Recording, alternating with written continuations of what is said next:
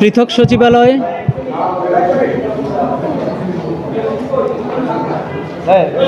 প্রকাশিত হয়েছে, সেজন্য একজন আইনজীবী হিসেবে আমি অত্যন্ত খুশি। সাথে সাথে এই অভিনন্দন জানাই আমাদের মাননীয় প্রধান বিচারপতি যিনি আছেন, তার একটি অঙ্গীকার, সেই অঙ্গীকারের একটি অংশ বাস্তবায়িত হয়েছে।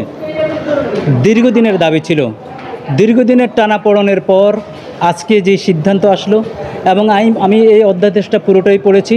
যদিও আমার অবজারভেশনে 7, 10, 17 এখানে কিছুটা রিপিটেশন আছে, এই রিপিটেশন হয়তো দূর হবে। এর বাইরে আমি মনে করব যে এটি কার্যকর ভূমিকা পালন করবে। রুল অফ লয়ের যে ইন্ডেক্সটা আমরা অত্যন্ত নিচে দেখতে পাই, সেটির উন্নতি হবে। এবং মাজহার হোসেন মামলার পরে যে টানাপোড়েন, আইন মন্ত্রণালয়ের সাথে টানাপোড়েন, রাজনৈতিক দলগুলো যে সরকারে আছে তাদের সাথে টানাপোড়েন, সেটার অবসান ঘটবে। এবং প্রান্তিক জনগণ এই অধ্যাদেশের মাধ্যমে সুফল ভোগ করবে। যারা বিচার কার্যে জড়িত তারা নিজেদেরকে স্বাধীন ভাবতে শুরু করবে, এবং তাদেরকে আর হয়রানিমূলক শাস্তির মুখোমুখি হতে হবে না। রাজনীতিক কোনো গুন্ডা পান্ডা, আমি এভাবে যদি বলি, রাজনীতিক কোনো হাই আপসের টেলিফোনে তারা তটস্থ থাকবে না।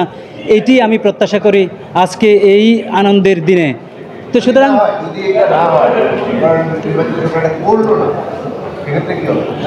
আমাদের দেশে তো এই ধরনের প্রবণতা আছেই, অর্থাৎ খবরদারি করার যেই মনোবাসনা রাজনৈতিক দলগুলোর আমরা প্রত্যক্ষ করেছি দীর্ঘ 53 ইয়ার্সে, সেটির অবসান ঘটবে।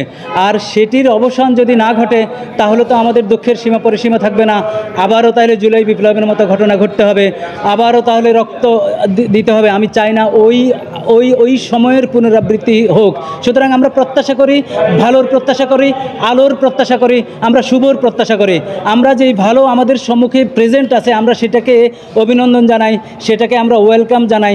এটির মাধ্যমেই আমরা ভালো কাজের প্রশংসা করার মাধ্যমে যারা ভালো কাজ করার আগ্রহী তাদেরকে আমরা উৎসাহিত করব, এনকারেজ করব।